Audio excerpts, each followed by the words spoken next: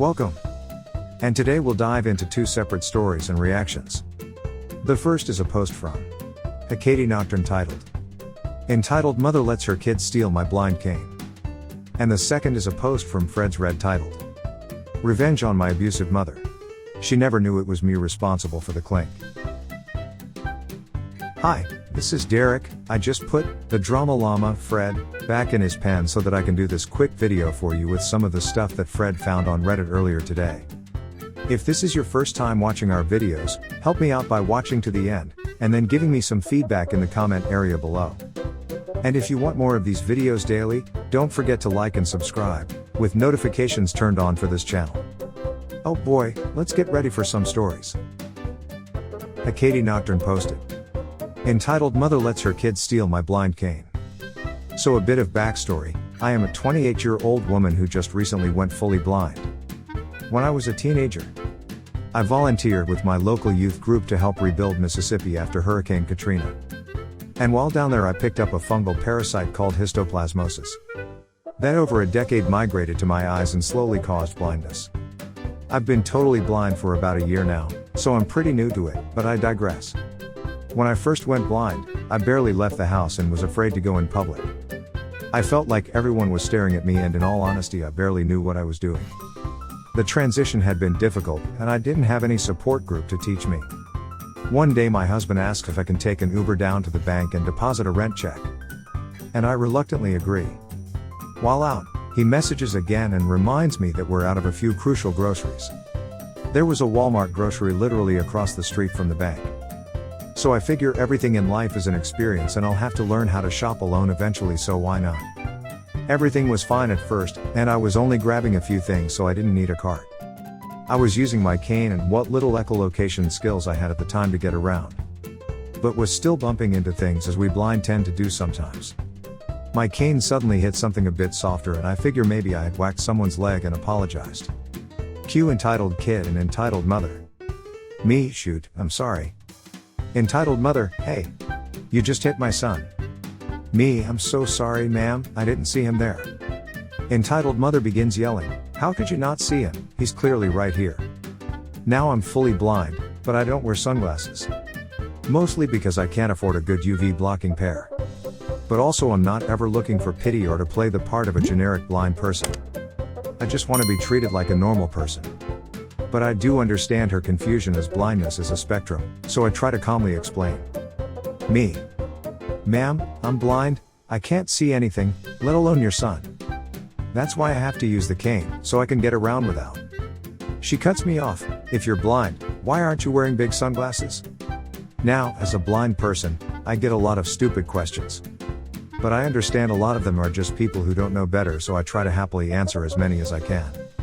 Me, those are really expensive, around $200 for a good pair, and I really don't need any inside. Entitled mother, you're not blind, you're faking it. Here is where my blood starts to boil. I can't think of any reason someone would want to pretend to be blind. It's an actual heck. And nothing pisses me off more than when someone calls me a liar when I'm not.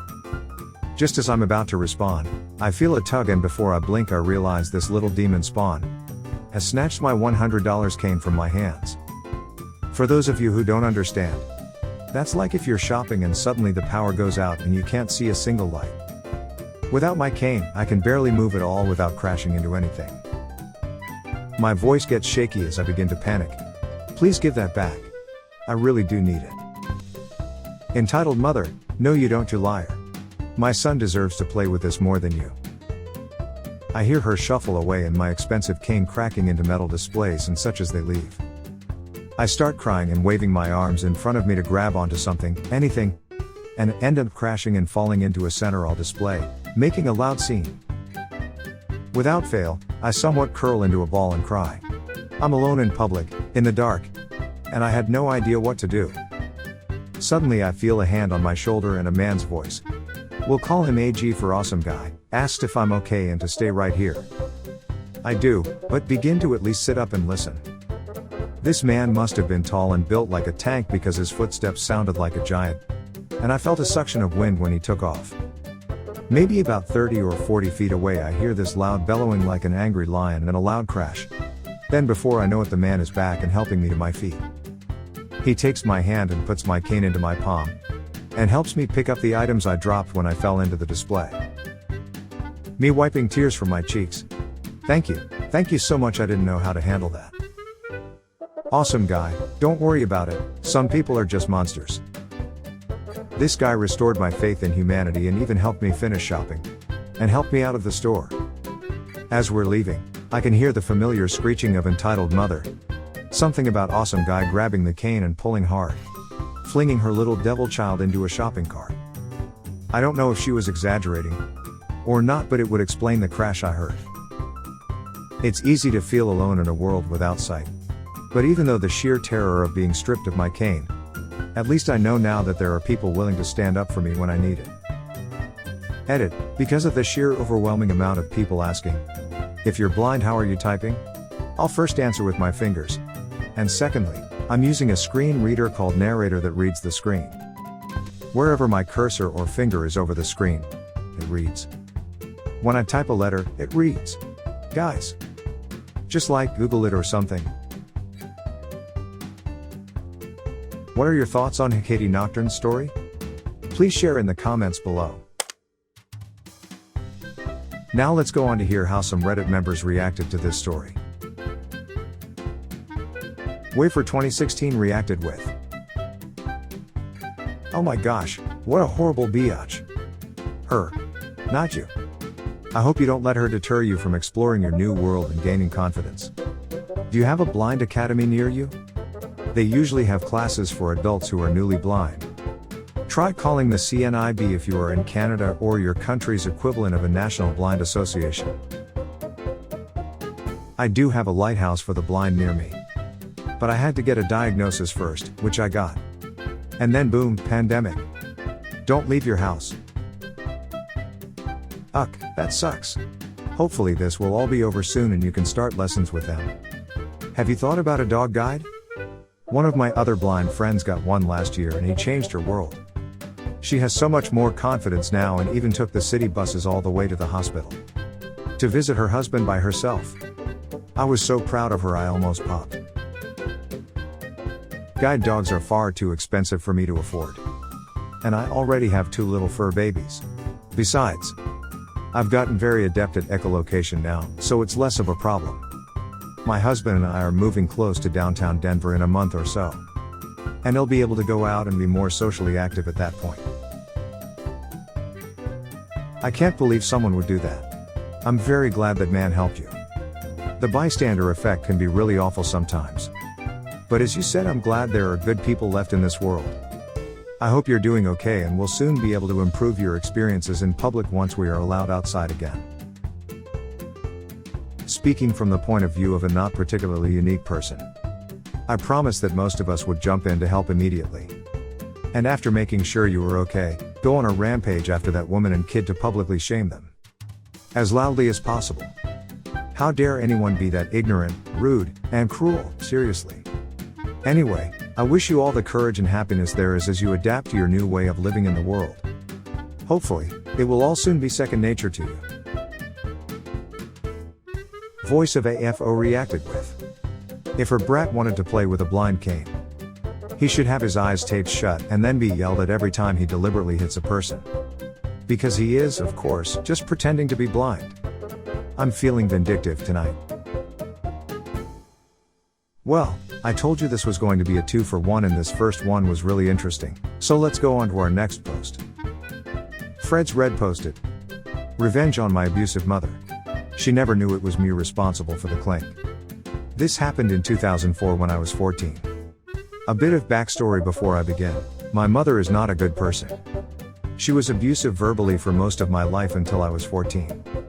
When her abuse turned physical. Because of her abuse, I came up with creative ways to punish her in my own petty ways. Like tampering with her food and dunking her toothbrush in the toilet every day. This story is of one of my better petty revenges towards her and the one that annoyed her the most.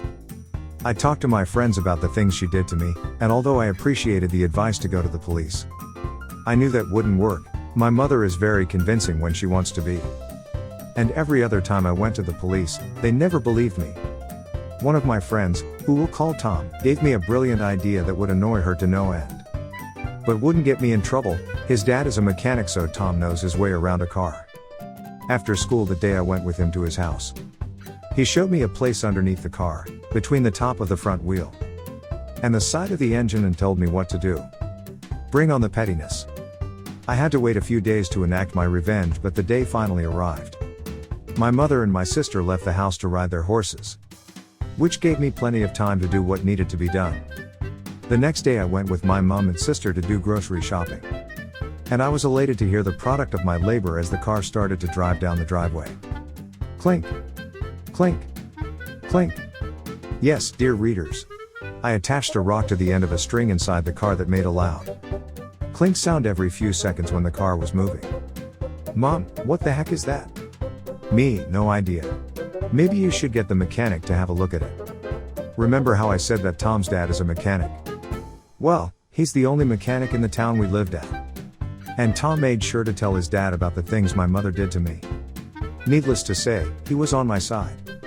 So after we'd done our shopping, we stopped at the mechanic so they could look at it and fix whatever needed fixing. Mom, as we arrived at the mechanic, hi there. Well, my car is making a weird noise when I'm driving. Can you look at it for me? Mechanic, sure thing. How about you take a seat inside and I'll give it a drive and see what the problem is. He got in the car and drove it around the block. When he returned, the noise had miraculously stopped. He charged my mom for the check and we were on our way.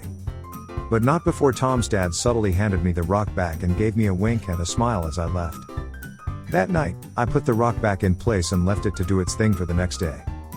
And oh boy, was this satisfying. The next day the noise was back, so Mom went back to the mechanic.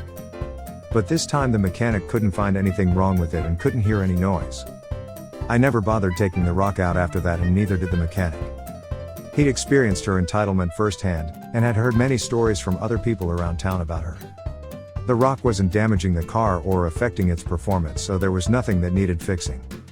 I moved away to live with my dad when I was 16. But before I moved, the clink was still there, tormenting my mother every time she drove the car. I lost count of the number of times she took it back to the mechanic, and the amount of money she spent on getting rid of the clink. The last time I saw my mother I was 23 and she still has the same car. I'd expected the rock to have fallen out by then, but the car still has a clink, but not as loud. Thanks, Tom. What are your thoughts on Fred's Red story? Please share in the comments below. Now let's go on to hear how some Reddit members reacted to this story. The Brodinator reacted with, "The best revenge ever." Reporter Complex reacted with, "This reminds me of something I did with my ex. He was violent as hell. Used to beat on me every day. 5 years I put up with it. Well, I found a little escape as well. He always had me make coffee for him, 5 or 6 times a day every day. One day was particularly horrid, so I made his coffee. And when he wasn't looking, I put a little bit of spit in it, stirred it in, and handed it to him. I was terrified he would be able to tell. He was in my head so badly I swear he could read my mind. But he drank the whole thing. That's what started my spit coffee endeavor. He nearly killed me, but he drank 5 or 6 cups of spit coffee every day. For at least 4 years. Joke's on him. Disclaimer, abused people do weird things. I may not have been right, but it kept me sane in an insane situation." Grouchy Faithlessness reacted with, "Wow. This is great. Not just an entitled parent, but an abusive one at that. My dad is the same way. We'd do the same poop. Except for the clink. I'm glad other people believed you and could at least help in some shape or form. I remember we heard that swallowing a bottle's worth of eye drops could make you sick. And we added that in his coffee. We also did that besides the dunking the toothbrush in the toilet thing. Lol. One time, one of my brothers took all my dad's toilet paper. We F with his stuff all the time. My dad is also a dimwit, like your mother. Don't F with people. Especially your own flesh and blood. Especially when they have done nothing wrong. I'm proud of you, Op, and your friend Tom." And finally, Octoboss reacted with, "This is the funniest and most satisfying stories I've read. Good job, mate."